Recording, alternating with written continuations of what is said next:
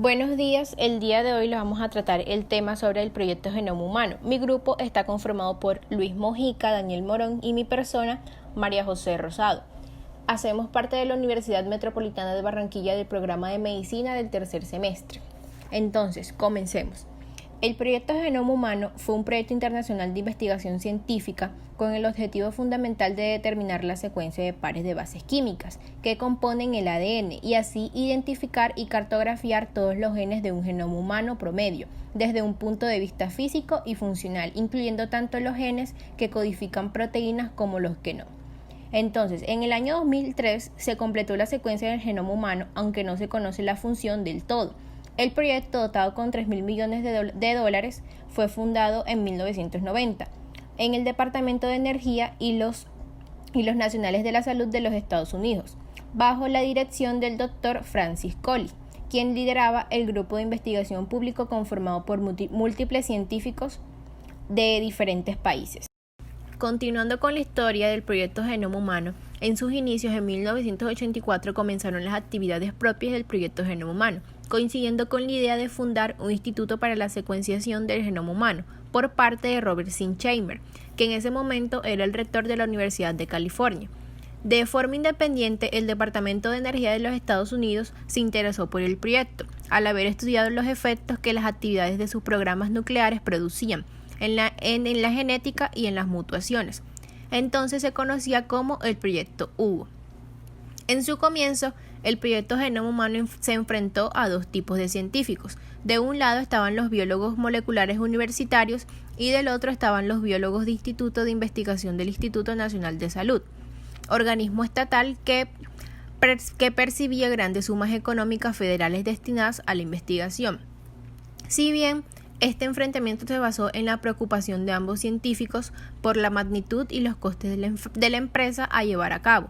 Existían sobre todo discrepancias para definir las vías adecuadas a la hora de lograr los objetivos fiados. James Watson asumió en 1988 la dirección ejecutiva de la investigación del genoma humano en el Instituto Nacional de la Salud. Al asumir el cargo, él firmó un acuerdo de cooperación con el Departamento de Energía de Estados Unidos, mediante el cual ambas instituciones se ayudarían mutuamente. De esta forma, el proyecto Genoma Humano comenzó el liderazgo del Instituto Nacional de la Salud en lugar de el Departamento de Energía de Estados Unidos. El interés internacional por el proyecto creció de forma notable, motivado fundamentalmente por no quedar por detrás de Estados Unidos en un tema de tanta importancia. Para evitar tantas repeticiones y sopalamientos en los logros, se creó el HUGO, que era en ese momento Organización del Genoma Humano, para coordinar los trabajos de la investigación. Antes de los 80 ya se conocía la secuencia de genes sueltos de algunos organismos, como también se conocían los genomas de identidades subcelulares, tales como los virus y los plásmidos. Así pues, no fue que hasta 1986, cuando el Ministerio de Energía concretó institucionalmente el proyecto Genoma Humano durante un congreso de Santa Fe. El proyecto Genoma Humano contaba con una buena suma económica y sería utilizado para estudiar los posibles efectos de las radiaciones sobre el ADN.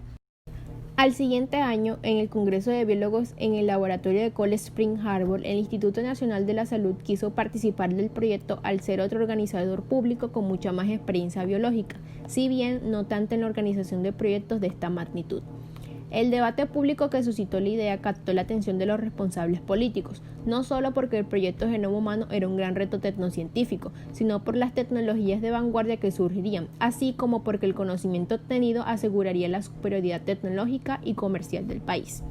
Antes de dar luz verde a la iniciativa del proyecto Genoma Humano, se necesitó por un lado el informe de 1988 de la Oficina de Evaluación Tecnológica del Congreso y del Consejo Nacional de Investigación.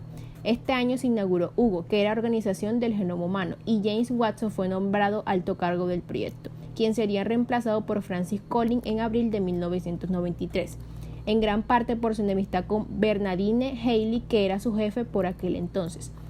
Tras esto, el nombre del centro cambió a Instituto Nacional de Investigaciones del Genoma Humano.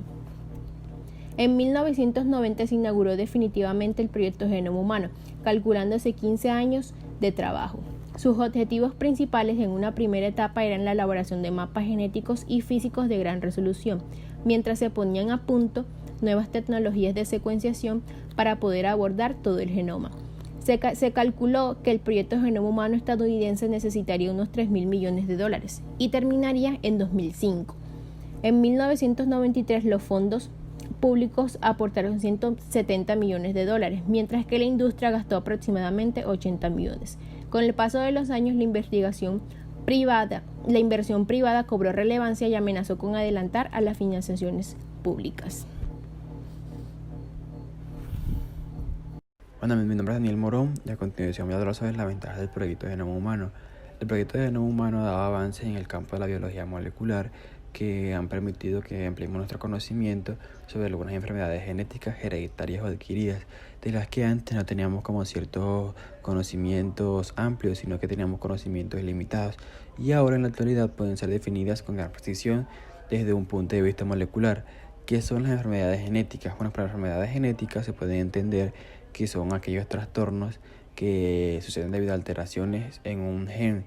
Estas anomalías cromosómicas, las malformaciones congénitas y las herencias poligénicas se pueden presentar en muchas enfermedades comunes, como son las alteraciones de ADN mitocondrial y las alteraciones debido a mutaciones en las células somáticas.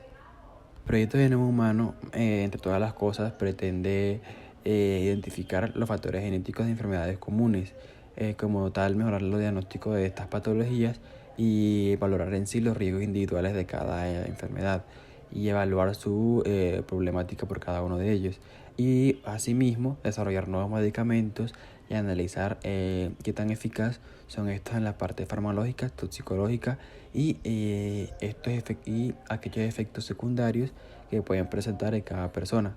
Esto también permite identificar los genes que influyen en el comportamiento, la inteligencia, la sociabilidad y en otros aspectos. Entonces, ¿qué podemos decir? Que como tal, el proyecto Genoma Humano tiene unas ventajas, como cuáles pueden ser que esta nos ayuda a diagnosticar y a prevenir enfermedades. Como otra también puede ser estudiar la susceptibilidad de las enfermedades. También podemos decir que el proyecto Genoma Humano nos ayuda a intervenir ante una enfermedad. Esto implica reemplazar o manipular o suplementar los genes que no funcionan con genes que sí pueden funcionar. Entonces, como podemos sacar en conclusión que en parte a esto, la introducción de genes deben a la de una persona para tratar una enfermedad. También se puede dar este proyecto de genoma humano en la mejora de alimentos, en la aceptación de órganos trasplantados sin el riesgo de que esa persona la rechace, ni la necesidad de suprimir la defensa del receptor dejándolo vulnerable, como también nos puede ayudar a prevenir y curar enfermedades psiquiátricas y prevenir algunos tipos de cáncer. Pero cabe recalcar que este proyecto de genoma humano también tiene grandes problemas, más que todos éticos, ya que esto se concentra más que todo en las aplicaciones humanas. Entonces, esto se ve fijado en tanto al respeto de la dignidad de las personas, ya que se ve que el hombre no es un objeto, tampoco es una cosa, un medio para conseguir otro objetivo, otros resultados. Por lo tanto, se ve tratado de esa manera en los estudios de laboratorio. Entonces, las alteraciones o manipulaciones genéticas se ven en riesgo de deteriorar la identidad de una persona. Entonces, se puede ver que la intervención genética no tiene el mismo sentido que otro tipo de intervenciones médicas. También encontramos que otro problema que tiene este proyecto es que este conlleva también a utilizar indiscriminadamente resultados, ofendiendo, o sea, se puede ofender al derecho de la intimidad de las personas, ya que estos resultados pueden ser expuestos a otras personas y prácticamente estos resultados de esa persona, de que fue el sujeto de prueba, van a ser expuestos a todo el mundo y ahí se está como violando su derecho a la intimidad. Objetivos: elaborar un inventario de todos los genes, identificar todas las secuencias reguladoras, describir sus patrones de expresión, averiguar la función de la proteína que codifican, determinar cómo estas proteínas interactúan unas con otras en las células del organismo completo.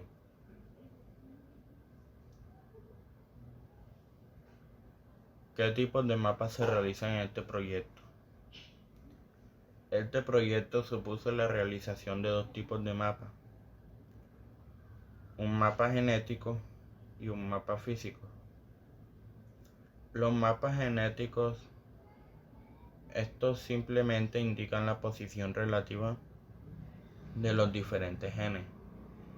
Para esta confección se debe estudiar la transmisión de caracteres hereditarios, capaces de ser objetivados de una generación a otra en grandes familias. Mapas físicos de mayor resolución, pues muestran la secuencia de nucleótidos de la molécula de ADN que constituye el cromosoma. Se obtiene la secuencia de nucleótidos de un gen y se realiza fundamentalmente mediante la electroforesis y la ayuda de ordenadores.